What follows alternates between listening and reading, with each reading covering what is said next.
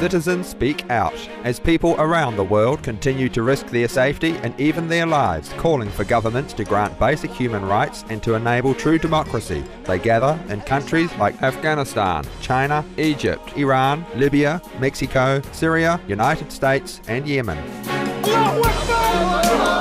Afghanistan, announcing on Sunday, June 26th, Belgium's plans for a 50% troop reduction in Afghanistan by January 2012, which he said is in line with similar decisions recently made by the USA and France. Defense Minister Pieter De Crem also stated that it is time to return Afghanistan to the Afghan people. United States. Thousands of people showed up for a silent march organized by faith-based groups in Birmingham, Alabama, to protest the U.S. state's new law cracking down on illegal immigration, which critics claim violates moral principles and will reverse progress in civil rights. China.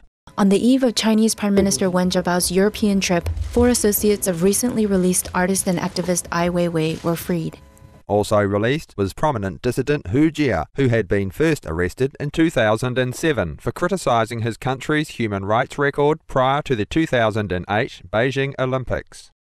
Iran. The UK-based Guardian reported on June 24 that several Iranian political prisoners have managed to get letters out to the press, which detail widespread sexual abuse in the prisons instigated by guards as a form of punishment. Egypt. With Egypt's Sinai Desert being a difficult but significant route used by African migrants seeking jobs in other countries, 4 undocumented persons believed to be Sudanese were shot and killed by Egyptian border guards on Saturday as they attempted to cross into Israel, despite calls from human rights groups to end the practice of shooting migrants.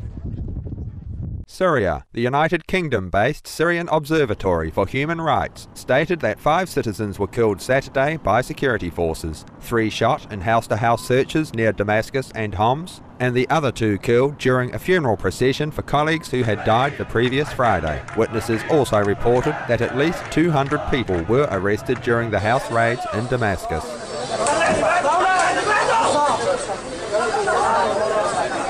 Moreover, Syrian security forces widened their crackdown in border regions, prompting an estimated 400 residents to flee as they entering the town of Qusayr near Lebanon in tanks, and while also invading al-Najia near the Turkish border.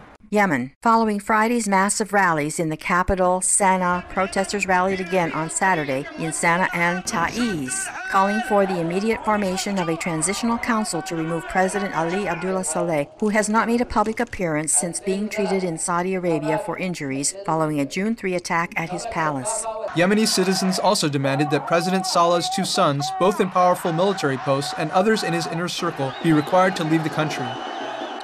Libya. On Sunday, African Union leaders held talks in Pretoria, South Africa on the situation in Libya, concluding with a statement that all parties must agree to an immediate ceasefire, followed by an interim government with political reforms leading to free democratic elections. Also on Sunday, 106 Libyans who had been stranded in Benghazi arrived in Tripoli aboard a Red Cross vessel, where they were united with families after weeks of conflict-caused separation.